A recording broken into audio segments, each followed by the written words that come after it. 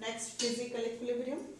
Physical equilibrium में किसी भी तरह की कोई भी केमिकल अभिक्रिया नहीं होती है, किसी भी तरह की कोई केमिकल रिएक्शन नहीं हो रही, सिर्फ अवस्था परिवर्तन हो रहा है, या हम कह सकते हैं स्टेट चेंज हो रही है। जैसे कि फॉर एग्जांपल वाटर की 3 फेजेस हैं या 3 अवस्था हैं। कौन कौन सी? H2O लिक्विड है, H2O आइस है और H2O वेपर है। तो H2O आइस, H2O लिक्विड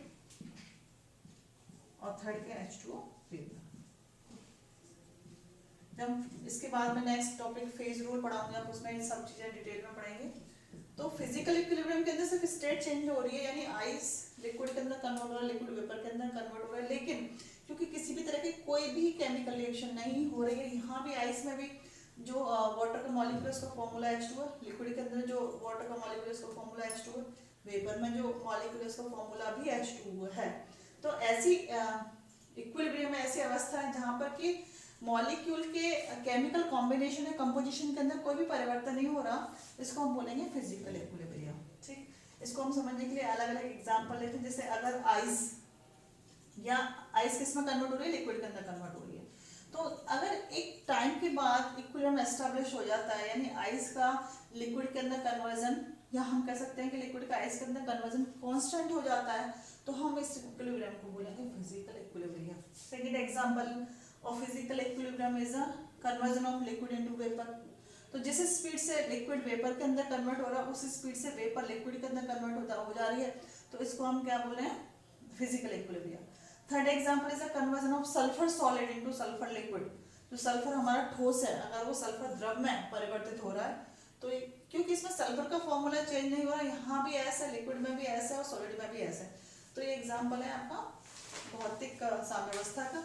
इस तरह से आयोडीन गैस सॉलिड में और आयोडीन गैस में, इसको क्या बोलते हैं? सब्लिमेशन। कई बार क्या होता है, ठोस जो है वो डायरेक्ट वेपर के अंदर कन्वर्ट हो जाता है, लिक्विड स्टेट नहीं आती है, so this state is called sublimation, या हम इसको बोलते हैं ऊर्ध्वपातन। तो यहाँ पर भी क्योंकि I2 तो सेम ही है, चाहे आप गैस में ले लीजिए, आप सॉलिड में ले लीजिए, इसलिए हम इस इक्विलिब्रियम को क्या बोलेंगे? Physical equilibrium. And next is the calcium acetate, decomposition of calcium acetate. आपने कैल्शियम एसीटेट के अंदर पानी डाला, कोई भी फर्क नहीं पड़ा, लेकिन हीट रिलीज हुई, क्योंकि इस केस में कोई भी केमिकल कॉम्बिनेशन चेंज नहीं हो रहा है। So this is the example of physical equilibrium. तो आप देख सकते हैं बहुत सारे एग्जांपल हैं जिसके अंदर कोई भी केमिकल रिएक्शन नहीं हो रही है, केमिकल कंपोजिशन चेंज नहीं हो रही है, सिर्फ स्टेट चेंज हो रही है। तो इस तरह की रिएक्शन को भी जो ली चैटलियर प्रिंसिपल है वो एक्सप्लेन करता है। तो we can say that Le Chatelier principle can be applied on physical equilibrium also.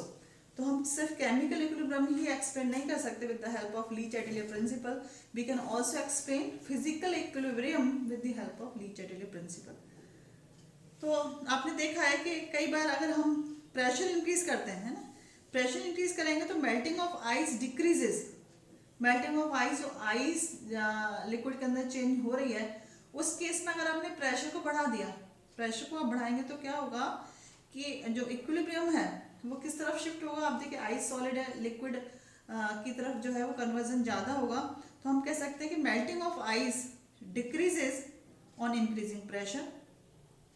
Similarly boiling point of water increases on increasing pressure. अगर आपने प्रेशर बढ़ा दिया है तो पानी का जो बॉइलिंग पॉइंट है वो भी बढ़ जाएगा। Melting point of other solid except ice increases on increasing pressure. जो आइस है उसका जो मेल्टिंग पॉइंट है वो इंक्रीज होता है on increasing pressure. Solubility of KCl increases with increasing temperature. तो ये सारे इफेक्ट आपको याद रखने हैं कि melting of ice decreases, ice का मेल्ट होना कम हो जाता है अगर आपने प्रेशर डिक्रीज कर दिया, यानी मॉलिक्यूल और पास पास आ जाएंगे, जो सॉलिड क्यूब्स हैं वो इजीली ब्रेकअप नहीं हो पाएंगे। प्रेशर बढ़ाया, प्रेशर बढ़ाने का मतलब क्या होता है? मॉलिक्यूल और पास पास आ गए, तो सॉलिड फॉर्मेशन जो है वो कंटिन्यू है और सॉलिड कंपाउंड, या हम कह सकते हैं आइस जो है वो ज़्यादा फॉर्म हो रही है, तो आइस का जो मेल्ट होना है वो रुक जाएगा। इस तरह से melting point of boiling point of water increases. पानी आपने प्रेशर बढ़ाया, प्रेशर बढ़ाने से वाटर के मॉलिक्यूल पास पास आ रहे हैं, और बॉइलिंग के लिए उसको वेपर में कन्वर्ट होना पड़ेगा। ठीक है, तो वेपर में कन्वर्ट करने के लिए वाटर को आपको बहुत ज़्यादा गर्म करना पड़ेगा। इस तरह से melting point of other solid except ice increases on increasing pressure. So these are the different physical equilibrium. इसमें हम देख सकते हैं कि टेम्परेचर बढ़ाने से क्या होगा, प्रेशर बढ़ाने पर क्या होगा। Next topic is free energy change in chemical reaction.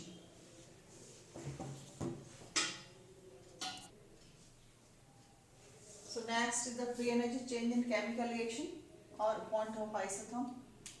Pont-Hoff ने जो free energy change या reaction का वो study किया, and this free energy change in a reaction explain the spontaneity of reaction.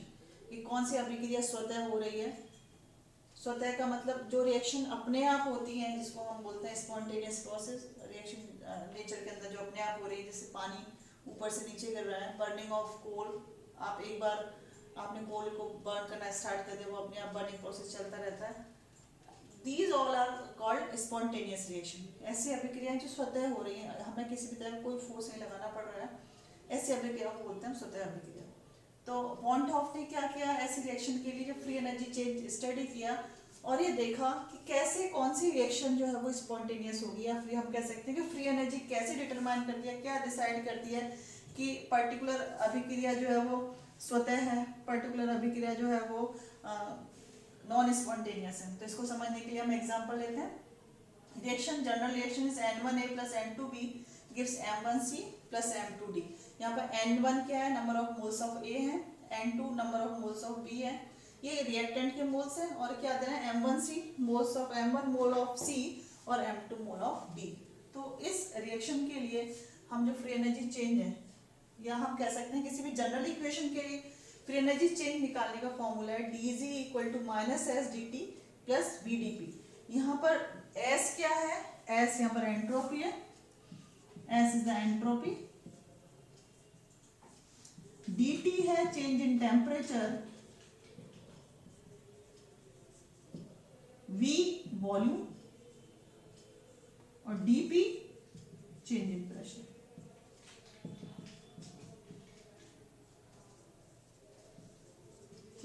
आप देख सकते हैं, अगर रिएक्शन या अभिक्रिया स्थिर ताप पर हो रही है, if reaction takes place at constant temperature, constant temperature पे क्या हो जाएगा, dt जीरो.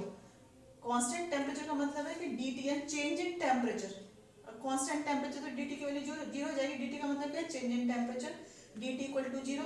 अगर dt इक्वल टू जीरो हो जाएगा तो ये जो इक्वेशन है dg equal to minus S D T plus V D T, इसमें आप डी टी की जगह आप क्या रखेंगे, जीरो. तो ये वाला फैक्टर शून्य हो जाएगा. तो ये above equation is converted into DG equal to V D P. तो डीजी क्या है, free energy change, V volume है, और DP is the change in pressure. But हम जानते हैं कि आइडियल गैस इक्वेशन क्या होती है, आदर्श गैस समीकरण आपने पढ़ा होगा, पीवी इक्वल टू आरटी या Pv इक्वल टू nRT. इससे हम V की वैल्यू फाइंड आउट करेंगे, तो V की वैल्यू क्या जाएगी, RT अपॉन P. ये V की वैल्यू है, हम क्या करेंगे, इस आइडियल गैस इक्वेशन से, या हम कह सकते हैं इसको गैस इक्वेशन से हमने क्या निकाला, V equal to RT upon P. इसका मान हम यहाँ रखेंगे समीकरण नंबर 2 में जो V है. तो समीकरण नंबर 2 में हम कह सकते हैं put the value of V in equation number 2. Now this equation will become therefore dg equal to RT upon P into dP. तो ये इक्वेशन किसके अंदर बदल जाएगी, RT upon P into dP के अंदर चेंज हो जाएगी. हम डालेंगे इसको इक्वेशन नंबर 3. अब हमें क्या करना है, इस इक्वेशन का हमें इंटीग्रेशन करना है, या हम कह सकते हैं इसका समाकलन करना है.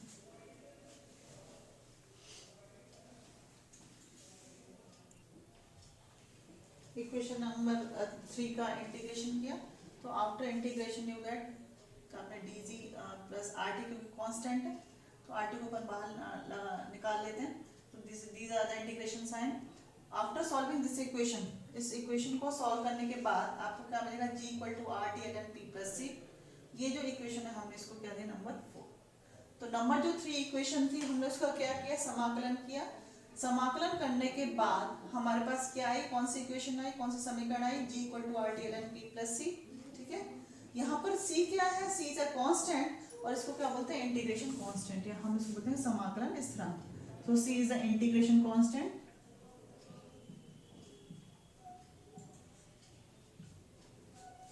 अब हमने माना कि जो P है, या हमारा जो दाब है, उसका मान है 1 atmosphere. If P equal to 1 atmosphere, उस केस में G या फ्री एनर्जी क्या हो जाएगी, G naught. G naught is the standard free energy. तो तो जो फ्री एनर्जी है ये किसके अंदर चेंज हो गई, this is the G naught, it is the standard free energy.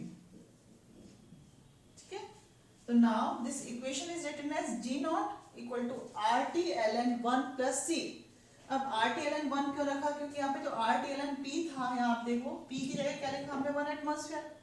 तो this equation 4 is converted into fifth, G naught equal to, G की जगह मैंने जी नॉट रख दिया क्योंकि कंडीशन क्या है, P equal to 1 atmosphere.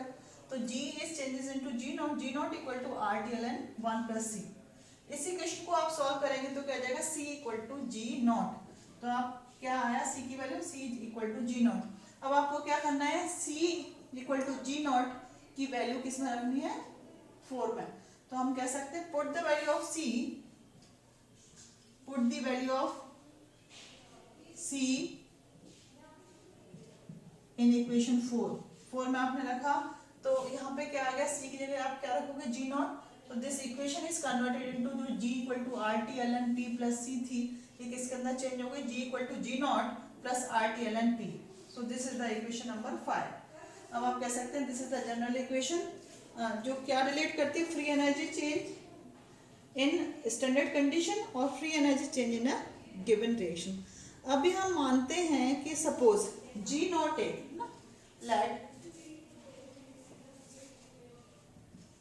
G naught A is a free energy change of reactant, G naught B reactant का है, A प्लस B क्या दे रहा था हमें लास्ट में, C प्लस D दे रहा था, C किसका है, फ्री एनर्जी चेंज प्रोडक्ट का, और D भी फ्री एनर्जी चेंज प्रोडक्ट का। So let G naught A, G naught B, G naught C and G naught D are the standard free energy of A, B, C and D respectively। तो यहाँ पर क्या है, ये मानक free energy मुक्त ऊर्जा है ना, किसके लिए है, ए बी अभिकारक और सी और डी उत्पाद के लिए है।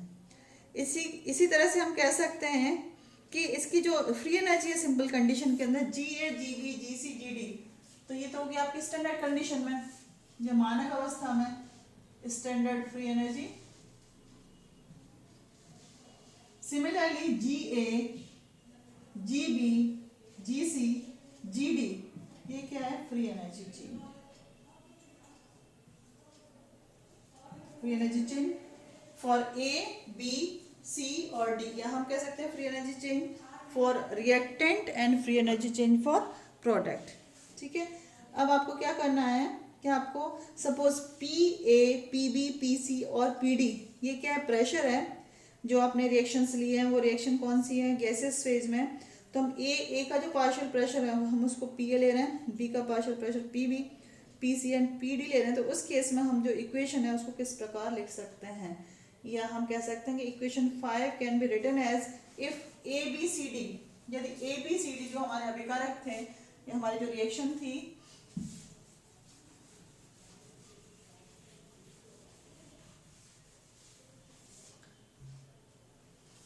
ए plus B C plus D, तो इसका सपोज प्रेशर पी ए है, इसका प्रेशर पी बी है, और पी सी का प्रेशर क्या है, पी सी, और डी का है P D.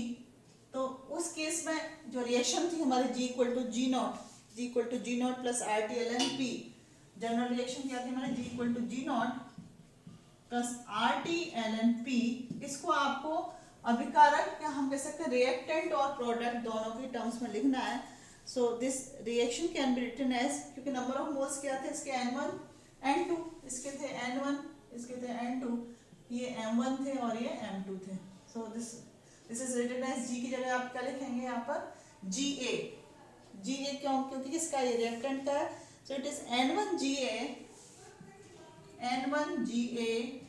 Equal to G naught N1 G naught A plus RT L N P A. तो ये हो गया हमारा किसके लिए, ए रिएक्टेंट के लिए free energy change, N1 GA plus N1 G naught A plus RT L N P A. This is the, हम इसको इक्वेशन नंबर 1 डाल देते हैं। सेकंड जीबी के लिए आप कैसे लिखोगे, इस तरह से हम बी के लिए लिखेंगे N2 GB this equal to N2 G naught B plus RT L N P A की जगह क्या लिखोगे, PB सेकंड। इसी तरह से हम लिखेंगे M1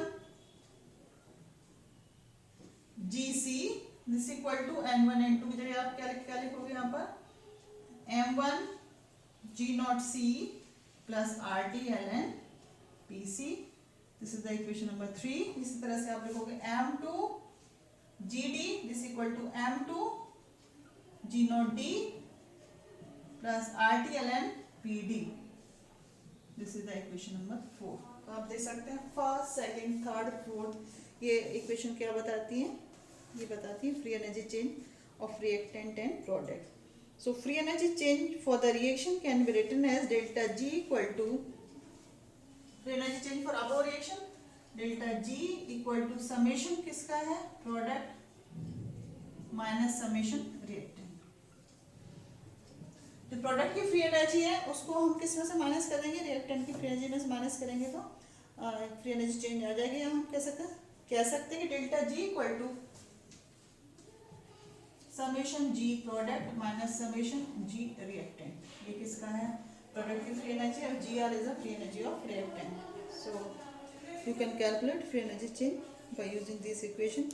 अब आपने delta G equal to product में क्या आया है delta G equal to M1 GC, product में आप क्या ले सकते हैं M1 GC plus M2 GD minus N1 GC N2 GC। तो मैं इसको यहाँ लिखने की कोशिश करती हूँ delta G equal to product के अंदर क्या है M1 GC plus M2 GD, ठीक है, माइनस रिएक्टेंट के अंदर क्या था N1 GA plus N2 GB।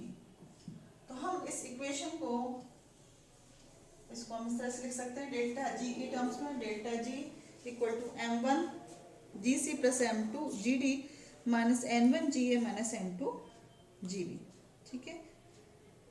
अब क्योंकि डेल्टा G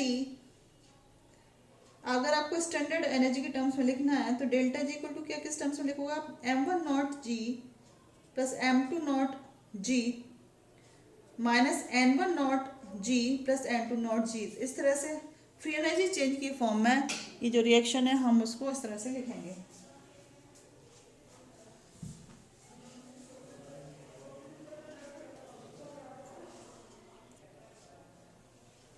इस तरह से हम फ्री एनर्जी की टर्म्स में लिख सकते हैं delta G equal to M1 G1 naught C plus M2 G naught D। यहाँ पर आप देख सकते हैं कि ये जो टर्म्स ली थी ऊपर ये सिंपल फ्री एनर्जी चेंज थी और ये जहाँ पर G naught C G naught D ले रहे हैं ये है these are in standard condition. तो ये सामान्य अवस्था में ये मानक अवस्थाओं में बस इतना सा चेंज है। तो जो इक्वेशंस थी हम उसको इस फॉर्म में कन्वर्ट कर देंगे प्रोडक्ट माइनस रिएक्टेंट की टर्म्स में। ये इक्वेशन आ जाएगी M1 G naught C plus M2 G naught D minus N1 G naught A plus N2 G naught B plus RT ln PC की पावर M1 इंटू PD की power M2। ये क्या number of moles है, ये C का partial pressure है, D का partial pressure है, PA की पावर N1 इंटू PB की पावर N2। तो इस तरह से हम इस इक्वेशन को फाइनली इसमें कन्वर्ट कर लेते हैं delta G equal to delta G naught plus RT ln PC M1 into PD M2 divided by PA N1 into PB N2। अगर हम ठीक है प्रेशर के टर्म से बात करते हैं तो this equation can also be written as delta G equal to minus RT ln KP। KP क्या है यहाँ पर इक्विलिब्रियम कांस्टेंट है in terms of pressure plus RT ln PC M1 into PD M2 divided by PA N1 into PB N2। तो हम देख सकते हैं कि जो इक्वेशन है दोनों these are known as one of isothermal equation.